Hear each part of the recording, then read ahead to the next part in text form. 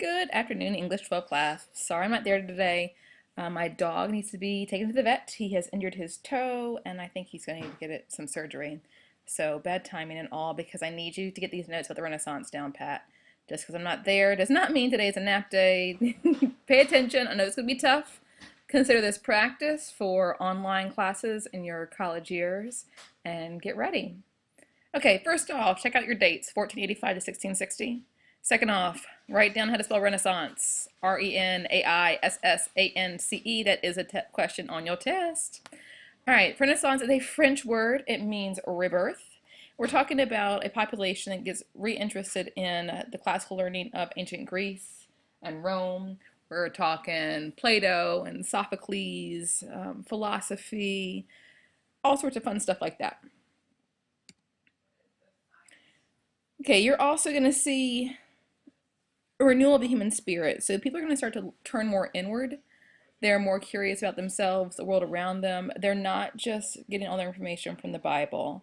During the Renaissance, is Leonardo da Vinci, Michelangelo, Christopher Columbus, Galileo, all sorts of just science, discovery, and learning.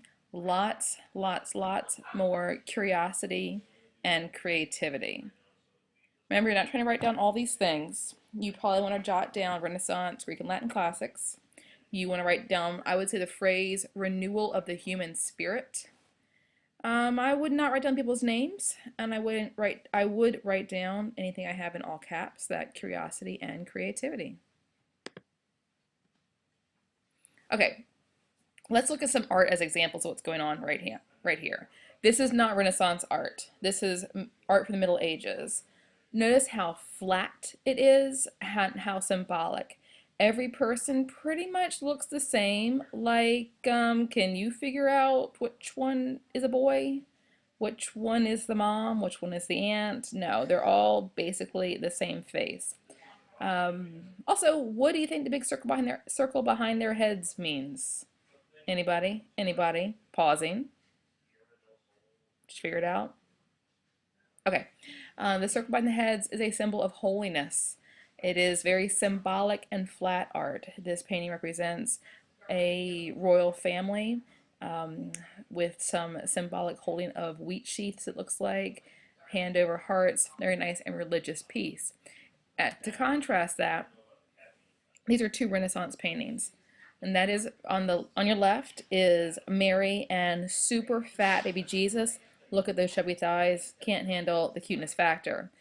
Notice that she still has a slight halo around her head. It's much lighter. She's dressed in blue. That is a symbolic color for Mary. So you are still getting quite a bit of symbolism. But they look like real people. They've also figured out perspective. So you have a background that looks like it's disappearing into the background. That blew people's minds. You went from having art that was flat to paintings you could walk into, and once again, people lost their minds. On the right, we have one of the big differences in the Renaissance, and that's that this art is not about religion. It is just a scene of two girls. So it's an example of how people were more interested in people, in individuals, not their roles, not what they were supposed to be, but in who they really were and who they were on the inside.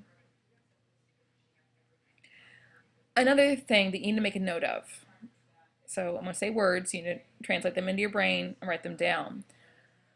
In the Middle Ages, medieval time period, divine grace came from God. So painted on the left, we've got old dude kneeling and praying for spiritual enlightenment, and we've got God in the sky, like beaming it down on him like he's in Star Trek. Like that's how you got divine grace, was it just got shot into you from God. On the right, though, we have the modern version of what is spirituality.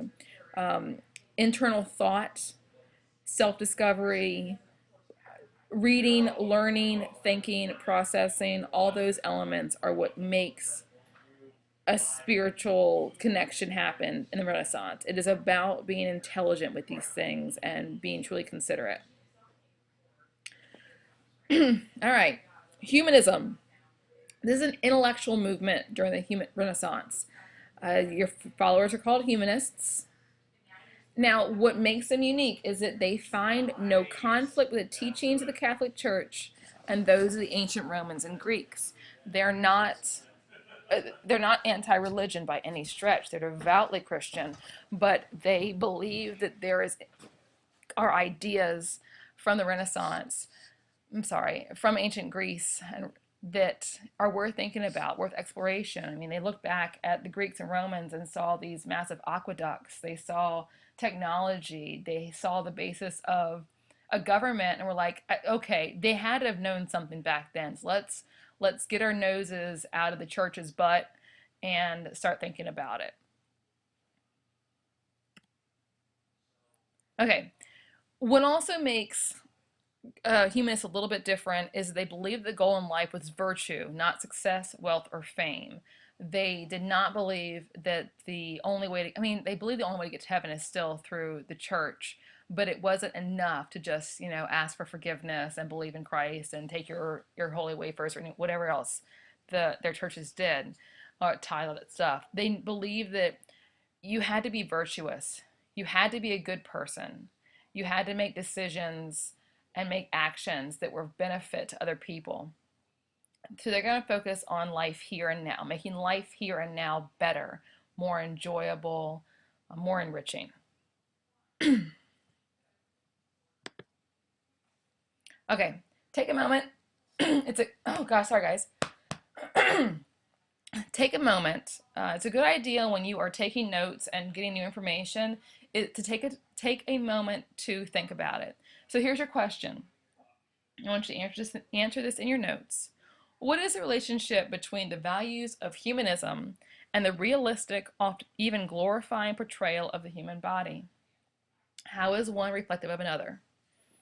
And go.